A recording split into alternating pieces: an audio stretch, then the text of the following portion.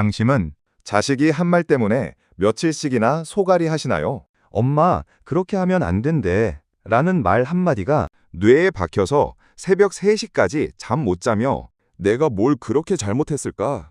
자책하신 적 있으세요? 아니면 자식이 당신의 의견을 무시하는 태도에 얼굴이 화끈거리고 심장이 철렁 내려앉으면서 그 자리에서 눈물이 그렁그렁했던 경험 같은 거요. 다행히 그건 당신이 예민한 거 아니에요. 당신의 감정 처리 시스템이 고장난 것도 아니고요. 당신의 뇌 속에 있는 경보 시스템이 젊을 때는 제때 울리는 알람이었는데 지금은 조금 과민하게 반응하고 있는 거예요. 그리고 이건 완전히 자연스럽고 과학적인 일입니다. 오늘 제가 말씀드릴 건 최신 뇌과학 연구에서 밝혀낸 사실로서 왜 우리 부모님들이 자식의 말에 이렇게 상처받고 화가 나고 감정이 터지는지에 대한 과학적 설명하고 거기에 그 상황에서 단 몇 초 안에 감정을 진정시키는 3가지 실전 기법입니다. 그리고 마지막에는 평생 감정에 덜 흔들리는 뇌로 만드는 방법까지 알려드릴 거예요. 자, 그럼 시작해 볼까요? 당신의 뇌는 태생적으로 위험을 먼저 감지하도록 설계됐어요. 진화적으로 우리 인류가 살아남을 수 있었던 건 위험을 빨리 감지하는 뇌를 가져서거든요. 그런데 여기서 중요한 게 있어요. 당신의 뇌가 감지하는 위험은 생명을 위협하는 위험만 아니라는 거예요. 자식이 당신을 무시하는 태도? 당신의 뇌는 이걸 내가 집단에서 배제될 위험으로 해석해버려요. 400만 년 전 인류가 아프리카 사바나에서 살 때 집단에서 배제되는 것은 거의 죽음을 의미했거든요. 혼자서는 생존할 수 없었으니까요. 그래서 우리 뇌는 지금도 자식에게 무시받는 상황을 생존 위협으로 받아들이는 거예요. 구체적으로 뭐가 일어나는지 설명해 드릴게요. 당신의 자식이 엄마 생각은 지금 시대와 안 맞아 라고 말했다고 해봅시다. 그 순간 당신의 뇌에서는 첫 번째 0.04초 편도체라는 감정 중추가 위험 신호를 감지합니다. 내가 거부당했다. 내가 틀렸다고 평가받았다.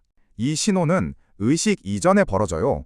당신이 뭐라고? 라고 반응하기도 전에 벌써 일어나는 거예요. 다음 0.3초. 그제야 뇌의 이성 영역인 전두엽이 깨어나서 자식이 이렇게 말했구나 라고 이해를 시작하거든요. 여기서 뭐가 문제인가 하면 감정이 이성보다 7배 빠르다는 거예요. 당신이 이성적으로 자식이 나를 거부한 게 아니라 단지 의견이 다를 뿐이야 라고 깨닫기 훨씬 전에 벌써 당신의 몸은 마치 맹수가 앞에 있는 것처럼 반응하는 거죠. 심장이 철렁 내려앉고 얼굴이 화끈거리고 목이 칭칭 감기는 느낌. 이 모든 게 당신의 의지와 상관없이 벌어지는 거예요. 당신이 나는 침착하자라고 아무리 다짐해도 뇌는 이미 비상신호를 울린 후니까요. 그리고 여기서 가장 중요한 부분이 있어요. 당신은 자식에게 상처받고 나서 보통 이렇게 행동하셨을 거예요. 그래, 참자. 나이 많은 내가 굽혀야지. 자식한테 뭐라고 하면 또 상처 준다고 할 거니까 말도 안 하자. 그리고 나서 당신은 새벽 2시, 3시까지 침대에서 뒹굴면서 자책하고 분노하고 결국 새벽 5시에 잠을 깨요. 왜일까요? 심리학에서 유명한 실험이 있어요. 1987년 하버드대 심리학자 다니엘 웨게너가 한 실험인데 이름이 화이트 베어 효과라고 부르거든요. 실험은 이렇게 진행됐어요. 다음 5분간 절대로 흰 곰을 생각하지 마세요. 어떻게 됐을까요? 당신이 지금 이 말을 들으면서 흰 곰을 생각하지 말아야지 라고 다짐했다면 당신의 뇌는 뭐에 집착하게 될까요? 흰 곰에만 집착하게 되는 거예요. 오히려 더 자주 떠올라요. 당신이 감정을 참자, 자극받지 말자, 화내지 말자 라고 할수록 당신의 뇌는 마치 흰 곰을 생각하지 말라고 할수록 흰 곰을 더 자주 생각하듯이 오히려 그 감정에 집착하게 되는 거예요. 그래서 당신이 밤새도록 뒤척이게 되는 거고 새벽에 깨는 거고 아침에 일어나도 자식 생각에 계속 갇혀 있는 거죠. 당신은 내가 감정이 약해서 참을성이 없어서 라고 자책해왔을 거예요. 하지만 그게 아니에요. 당신은 인간의 뇌가 원래 그렇게 설계됐다는 걸 몰랐던 거예요. 감정을 억누르려고 해서 감정은 더 강해진다는 뇌과학 법칙을 말해요. 그렇다면 당신은 여기서 한 가지 질문이 생길 거예요. 그럼 어떻게 해야 하는데? 감정을 참을 수도 없고 억누를 수도 없다면 여기서 신기한 게 있어요. 같은 상황에서도 어떤 부모는 밤새 뒹굴고 어떤 부모는 30분 후에 그거 뭐 하는 짓인가 라고 웃어넘겨요. 뭐가 다른 걸까요? 답은 얼마나 빨리 뇌의 비상신호를 끌 수 있느냐에 있어요. 신경과학자들의 연구에 따르면 당신의 뇌가 감정신호를 보낸 후 약 6초 안에 그 신호를 비상에서 정상으로 바꿀 수 있으면 나머지는 비교적 쉬워져. 하지만 그 6초를 놓치면 뇌는 점점 더 깊이 감정에 빠져들게 되는 거죠. 즉, 자식 말을 듣고 감정이 올라오고 그 순간 바로 뇌에 신호를 보내는 것이 중요한 거예요.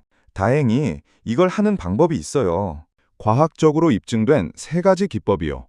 가장 처음 해야 할 일은 당신이 느끼는 감정을 정확하게 인식하는 것이에요. 왜냐하면 대부분의 부모는 자식 말에 상처받고 나서 본인의 감정을 제대로 알지 못하니까요. 나 화났어. 그게 전부예요. 하지만 당신이 느끼는 건 단순히 화만은 아니에요. 그 안에는 내가 무시받는 것 같은 불안감, 자식에게 도움이 되지 못하는 자신에 대한 실망감, 내 인생 경험이 쓸모없다고 느껴지는 무력감, 평생 부모로서 해온 노력이 부정당하는 억울함, 이 모든 게 섞여 있는 거거든요. 여기서 신경과학자들이 밝혀낸 흥미로운 사실이 있어요. 당신이 느끼는 감정을 정확하게 이름 붙이는 순간 뇌에서 감정 신호의 강도가 약 30% 감소한다는 거예요. 실제로 뇌를 스캔해보면 당신이 감정을 그냥 느낄 때는 편도체 감정 중추가 활성화되어 있어요. 하지만 당신이 그 감정을 나는 지금 무시받는다는 불안감을 느끼고 있구나 라고 인식하고 이름 붙이는 순간 전두엽이 이성 영역이 깨어나면서 편도체를 진정시키기 시작하는 거죠. 마치 당신이 밤에 이상한 소리를 듣고 깜짝 놀랐는데 저건 냉장고 음향이구나 라고 인식하는 순간 마음이 놓이는 것처럼요. 그래서 당신이 자식에게 상처받는 그 순간 당신은 이렇게 해야 해요. 내 뇌가 지금 배제될 위협을 감지했구나. 내가 느끼는 건 분노보다는 도움받지 못하는 부모가 되었다는 무기력감이래. 이건 당연한 감정이야. 왜냐하면 내가 평생 자식을 챙겨왔으니까. 이렇게 3단계로 자신의 감정을 설명하는 것만으로도 당신의 신경계는 급격하게 진정되기 시작해요. 만약 당신이 자식이 당신 말은 구식이에요 라고 말했을 때 그 순간 화풀이를 하거나 자책을 하는 대신 내가 지금 거부당한다는 느낌이 들고 있구나 라고 인식만 해도 벌써 당신의 뇌는 진정 모드로 들어가는 거죠. 이게 진짜예요. 당신이 거창한 명상을 할 필요도 심리 상담을 받을 필요도 없어요. 그냥 자신의 감정을 정확하게 이름 붙이기만 해도 뇌의 비상신호가 줄어들기 시작하는 거니까요. 이제 2번째 기법을 소개해 드릴게요. 이것도 과학적으로 증명된 방법인데 정말 신기해요. 당신이 자식과 싸운 후 밤에 뒹굴면서 자책할 때 당신은 보통 어떻게 생각하세요? 내가 왜 이렇게 약한 부모일까? 내가 왜 자식에게 상처받으면서까지 살아야 하는 거야? 내 인상이 뭐 하는 짓이야? 당신은 나를 중심으로 생각하고 있어요. 당신의 시점으로 상황을 보고 있는 거죠. 심리학에서 이걸 1인칭 관점이라고 부르거든요. 그런데 신경과학 실험에서 정말 흥미로운 게 나왔어요. 같은 상황을 나가 아니라 제3자의 시점으로 보면 감정적 반응이 최대 50% 감소한다는 거예요. 구체적으로 설명해 드릴게요. 당신과 자식이 대화 중에 싸웠다고 해봅시다. 자식은 엄마는 왜 항상 나한테 관여하려고 해? 라고 말했어요. 당신은 지금 이렇게 느끼고 있을 거예요. 내가 관여하는 게 아니라 너를 걱정해서인데 1인칭 관점. 그런데도 자식은 내 진심을 몰라준다. 비판적. 내가 뭐 한 짓을 해온 건가? 자책. 이때 당신의 뇌는 나라는 주인공이 공격받는 상황으로 해석해요. 그래서 방어 모드로 들어가고 화를 내거나 울게 되는 거죠. 그런데 같은 상황을 3인칭 관점으로 보면 어떤 엄마와 딸이 대화하다가 의견이 안 맞는군. 엄마는 딸을 걱정하는 마음에서 말했고 딸은 간섭으로 느껴서 말한 거네. 세대가 다르니까 이런 일이 생기는 거야. 엄마가 나쁜 부모는 아니고 딸도 어려운 세대라고 느끼고 있는 거네. 같은 상황을 보지만 나가 공격받는다고 느끼지 않아요. 그냥 일어나고 있는 상황으로 보는 거죠. 이게 실제로 일어나는 거예요. 당신이 자신을 나가 아니라 어떤 부모라고 생각하는 순간 당신의 신경계는 이건 나를 위협하는 공격이 아니라 그냥 일어나고 있는 상황이구나 라고 다시 해석하기 시작하는 거죠. 그래서 당신이 감정이 치올랐을 때 내가 자식이 대충 한 말 때문에 흔들리고 있구나. 혼자가 아니라 많은 부모들이 자식과의 세대 차이로 힘들어하겠네. 그럼 이건 내가 못난 엄마가 아니라 자연스러운 세대 차이네 라고 생각하는 것만으로도 당신의 감정은 급격하게 가라앉기 시작해요. 이것도 과학이에요. 당신의 시점을 바꾸는 것만으로 당신의 뇌신경계가 달라지는 거죠. 이제 마지막 기법이에요. 가장 생물학적이고 가장 빠르게 효과가 나타나는 방법이에요. 당신이 감정이 올라왔을 때 당신의 뇌는 실제로 전투 모드에 돌입해요. 심박수가 올라가고 호흡이 얕아지고 근육이 긴장되는 거죠. 이건 당신이 동물이라고 생각하면 맹수를 마주쳤을 때의 반응이에요. 생존을 위한 반응이니까요. 그런데 이 모든 반응의 핵심은 호흡이에요. 당신이 화났을 때 호흡을 보면 어떻게 될까요? 숨이 짧고 빠르고 얕아져요. 마치 영화에서 나오는 극도로 공포에 떨고 있는 사람처럼요. 여기서 신기한 점은 당신이 호흡을 의도적으로 느리게 깊게 하면 뇌가 우리 지금 안전한 상황이구나 라고 인식한다는 거예요. 왜냐하면 생존 위협 상황에서는 깊고 느린 호흡을 할 수 없으니까요. 맹수 앞에서 깊게 숨을 쉬면서 휴식을 취할 수는 없거든요. 그래서 신경계학자들이 발견한 게 있어요. 바로 4초에서 8초 호흡법이에요. 방법은 간단해요. 4초에 걸쳐 천천히 숨을 들이쉬고 8초에 걸쳐 천천히 숨을 내쉬세요. 이 호흡을 단 10회 반복만 해도 당신의 신경계는 우리 지금 위험하지 않다는 신호를 받기 시작해요. 심장 박동도 떨어지고 근육도 이완되고 뇌의 편도체 감정 중추도 진정되기 시작하는 거죠. 구체적으로 당신이 자식과 싸우고 나서 그 순간 코로 천천히 4초에 걸쳐 들이쉬세요. 1, 2, 3, 4. 배가 볼록해져요. 입으로 천천히 8초에 걸쳐 내쉬세요. 1, 2, 3, 4, 5, 6, 7, 8.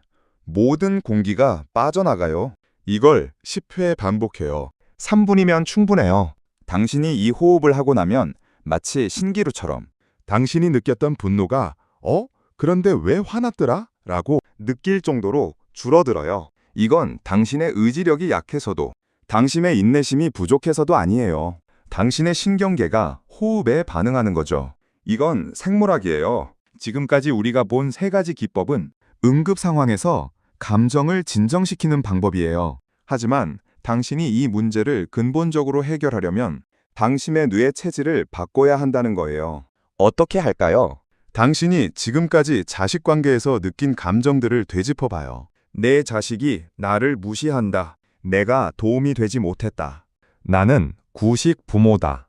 이 모든 문장에서 주인공이 누구일까요? 나예요. 당신의 마음이 계속 흔들리는 이유는 당신 자신이 상황의 중심이 되어 있기 때문이에요. 하지만 40년, 50년을 함께 살아온 자식을 보세요. 자식이 당신을 무시하는 이유가 정말 엄마가 못난 부모라서일까요? 아니에요. 자식도 자신의 세상에서 자신의 인생을 살고 있는 사람이에요.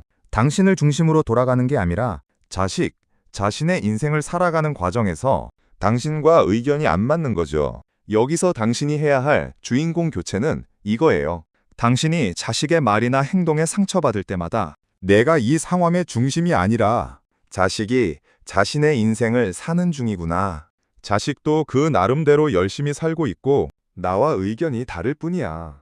라고 생각하는 거죠. 이건 당신이 자식에게 모두 허락하고 무조건 따르라는 뜻이 아니에요. 당신은 여전히 당신의 의견을 가질 수 있어요. 하지만 당신의 감정이 상처받지 않으려면 당신은 자식의 반대 의견을 나에 대한 공격이 아니라 자식의 입장을 표현하는 것으로 봐야 한다는 거죠. 이렇게 주인공을 교체하면 당신의 신경계는 점점 위협을 덜 느끼기 시작해요. 많은 부모는 자식 앞에서 감정을 드러내지 않으려고 해요. 내가 자식 앞에서 약한 모습을 보이면 안 돼 라고 생각하거든요. 하지만 역설적이게도 당신이 감정을 억누를수록 당신의 신경계는 점점 과민해져요. 반대로 당신이 자신의 감정을 적절하게 표현하면 당신의 신경계는 점점 편해져요. 심리학에서 이를 감정 노출 치료법 Emotional Exposure Therapy라고 합니다. Disclosure이라고 부르거든요. 예를 들어 자식과 싸운 후 당신이 할 수 있는 건 자식에게 지금 엄마가 너한테서 참견하지 말라는 말을 들었을 때 가슴이 철렁 내려앉았어. 엄마가 너한테 도움이 되지 못한다는 느낌이 들어서 슬펐어. 그런데 엄마가 너를 통제하려는 게 아니라는 건 알아줄래? 이렇게 당신의 감정을 솔직하게 표현하는 것만으로도 당신의 신경계는 내 감정이 인정받았다는 신호를 받아요. 그리고 신기하게도 당신이 이렇게 감정을 드러낼 때 자식도 당신을 더 잘 이해하기 시작해요. 왜냐하면 자식도 당신이 그냥 고집센 부모가 아니라 감정을 느끼는 한 인간이라는 걸 깨닫게 되니까요. 의학 용어 중에 예방접종이라는 게 있어요. 약한 바이러스를 몸에 넣어서 몸의 면역 체계를 미리 준비시키는 거죠. 심리학에서도 비슷한 개념이 있어요. 스트레스 접종 훈련이라고 부르는데 개념은 간단해요. 당신이 감정적으로 힘든 상황을 미리 상상하고 대비해 둔다면 실제 상황이 닥쳤을 때 덜 흔들린다는 거죠. 예를 들어 당신이 자식과 자주 싸우는 상황이 있다고 해봐요. 자식이 엄마, 나 결혼 안 할 거야 라고 말할 때마다 당신은 불안해하고 화낸다면 당신이 할 수 있는 건 자식이 이 말을 할 가능성이 있겠네. 그럼 그때 내가 뭐라고 반응할지 미리 준비해 둘까? 라고 생각하는 거예요. 자식이 나 결혼 안 할 거야 라고 말했을 때 너는 그렇게 생각하는구나. 당신의 호흡 4초 들이쉬고 8초 내쉬기. 당신의 관점, 내 자식이 자신의 인생을 사는 중이구나. 이렇게 미리 준비해두면 실제 상황이 닥쳤을 때 당신의 신경계는 우리 이거 이미 준비했던 거네 라고 느끼면서 덜 놀라고 덜 흔들려요. 이게 스트레스 접종 훈련이에요. 당신이 감정적으로 힘든 상황에 미리 노출되어 있으니까 실제 상황이 되면 당신의 뇌가 새로운 위협으로 느끼지 않는 거죠. 여기까지 들으신 당신 혹시 이런 생각이 들었을 수도 있어요. 그래. 내가 감정을 조절해야 하는구나. 내가 문제네. 아니에요. 당신의 감정 자체가 문제가 아니에요. 당신이 자식의 말에 상처받는 건 당신이 약해서도 감정 조절 능력이 없어서도 아니에요. 그건 당신이 40년, 50년을 자식을 위해 살아왔고 자식을 사랑하기 때문이에요. 당신이 자식의 무시에 상처받는 건 당신이 자식의 존재를 얼마나 중요하게 생각하는지를 보여주는 거예요. 무관심한 사람은 상처받지 않거든요. 그래서 당신이 지금 가장 먼저 해야 할 건 당신 자신에게 이렇게 말하는 거예요. 내가 자식 말에 상처받는 건 당연해. 왜냐하면 나는 자식을 사랑하고 자식한테서 인정받고 싶기 때문이야. 그리고 그건 당연한 감정이야. 당신이 자신의 감정을 받아들이고 타당하다고 인정하는 순간 당신의 뇌는 오히려 더 빨리 진정되기 시작해요. 왜냐하면 당신이 감정을 억누르지 않으니까요. 당신의 감정은 잘못된 게 아니에요. 당신의 감정은 당신이 좋은 부모라는 증거예요. 여기서 가장 신기한 일이 일어나요. 당신이 자신의 감정 반응을 조절하기 시작하고 자식의 의견을 나에 대한 공격이 아니라 자식의 입장 표현으로 보기 시작하면 어느 날 당신은 깨달아요. 우리 애가 요즘 내 말을 더 잘 듣는 것 같은데? 이건 마법이 아니에요. 신경과학이에요. 당신이 자신의 감정을 잘 조절하고 침착한 부모가 되면 자식의 신경계도 당신 앞에서 진정되기 시작하는 거죠.